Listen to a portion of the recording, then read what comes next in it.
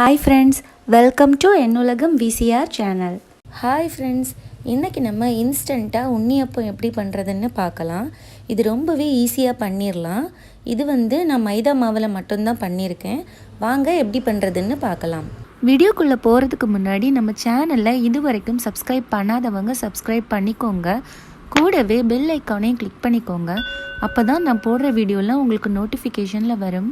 இதில் சர்க்கரை பாகு ரெடி பண்ணிடலாம். நான் 100 கிராம் அளவுக்கு தான் மைதா மாவு எடுத்திருக்கேன். அதனால நான் ஒரு 60லேருந்து 70 கிராம் அளவுக்கு சர்க்கரை சேர்த்துக்கிறேன். சேர்த்துட்டு கொஞ்சமாக தண்ணி விட்டு அதை நல்லா கொதிக்க விட்டுடலாம். அப்போ தான் அந்த சர்க்கரையெல்லாம் நல்லா கரைஞ்சி வரும். பாருங்கள், இப்போ இது ரெடி ஆகிடுச்சு. ஸ்டவ் ஆஃப் பண்ணிவிட்டு இதை ஃபில்டர் பண்ணி வச்சிடலாம். அதுக்கப்புறமா நான் ரொம்ப பழுத்த பழம் எடுத்திருக்கேன். கதளி பழம் எடுத்திருக்கேன். நீங்கள் என்ன பழம் வேணாலும் எடுக்கலாம். நம்ம மொத்தமாக பழம் வாங்கி வைக்கும்போது கொஞ்சம் பழம் எப்படியும் சீக்கிரமாகவே பழுத்துரும். அதனால் அதை வேஸ்ட் பண்ணாமல் இந்த மாதிரி உண்ணியாப்பம் செஞ்சு சாப்பிட்லாம். ஸோ இதை மாதிரி நல்ல பழுத்த பழமாக எடுத்துக்கோங்க. எடுத்துட்டு ஒரு ஃபோர்க்கோ இல்லை ஸ்பூனோ வச்சு இதை நல்லா ஸ்மாஷ் பண்ணிடுங்க. அப்படி இல்லைன்னா உங்கள் கையாலே கூட நல்லா பிசைஞ்சு எடுத்துடலாம். அப்படியும் இல்லைன்னா மிக்ஸி ஜாரில் இந்த பழத்தெல்லாம் சேர்த்துட்டு நல்லா நம்ம அரைச்சி எடுத்துடலாம். அதுவுமே நல்லா இருக்கும். ஸோ இந்த மாதிரி நல்லா பிசைஞ்சு விட்டுருங்க. இதுக்கப்புறமா இதில் 1 கப் அளவுக்கு மைதா மாவு சேர்த்துக்கிறேன். இது 100 கிராம் மாவு. நான் கொஞ்சமாக தான் பழம் எடுத்திருக்கேன். அதனால் கம்மியாக தான் செய்ய போகிறேன் இன்றைக்கி. ஸோ இதை நாம் அந்த பழத்தில் சேர்த்துடலாம். சேர்த்துட்டு இதில் கொஞ்சமாக ஏலக்காய் தூள் சேர்த்துக்கோங்க. உங்களுக்கு வேண்டான்னா நீங்கள் சேர்த்துக்க வேண்டாம். அந்த ஃப்ளேவர் நல்லாயிருக்கும். அப்புறமா இதில் நம்ம சர்க்கரை பாகு ரெடி பண்ணி வச்சுருக்கோம்ல, அதை ஃபில்டர் பண்ணி சேர்த்துடலாம். நீங்கள் இது செய்ய எடுக்கிற பழம் ரொம்ப இனிப்பில்லாத பழம்னா நீங்கள் சர்க்கரை கொஞ்சம் அதிகமாக சேர்த்துக்கலாம். இதை அப்படியே நல்லா கலந்து விட்டுடலாம். இந்த மாதிரி நல்லா கலந்து விட்டுருங்க. இதில் கொஞ்சமாக சோடா உப்பும் சேர்த்துக்கலாம். அப்போ நல்லா உப்பி வரும். நான் சோடா உப்பு இன்றைக்கி சேர்க்கலை.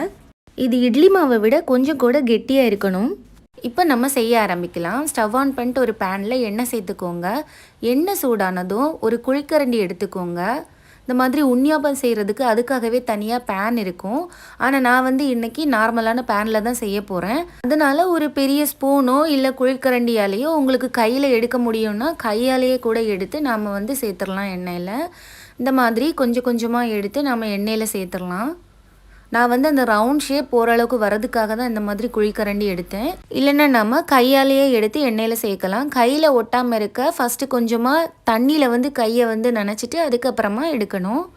இப்போ இதை திருப்பி போட்டுடலாம். இது நல்ல பொன்னிறமாக மாறுற வரைக்கும் இதை நாம் திருப்பி திருப்பி போட்டு எடுத்துடலாம். இப்போ பாருங்கள், இப்போ இது ரெடி ஆகிடுச்சு. அவ்வளோதான். நம்ம வேறு எதுவுமே சேர்க்கலை. அரிசி மாவு எதுவுமே சேர்க்கலை. இது நம்ம கோதுமை மாவுலேயும் செய்யலாம்.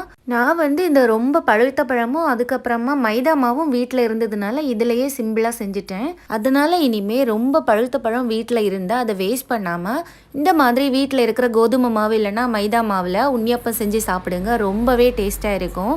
இந்த ரெசிபியை நீங்களும் ட்ரை பண்ணி பாருங்கள். இதை இப்போ நான் எடுத்து காமிக்கிறேன். உள்ளே இருக்கிற மாவு அந்த பழம் எல்லாம் சூப்பராக வெந்திருக்கும்.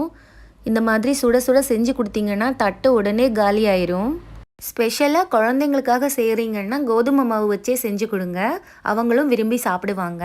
இந்த ரெசிபி உங்களுக்கு பிடிச்சிருந்தா என்னுலகம் விசிஆர் சேனலில் இருக்கிற பெல் பட்டனை கிளிக் பண்ணிவிட்டு லைக் பண்ணுங்க, டாப் பண்ணுங்க, தட்டை பண்ணுங்க. தேங்க்யூ, பாய்.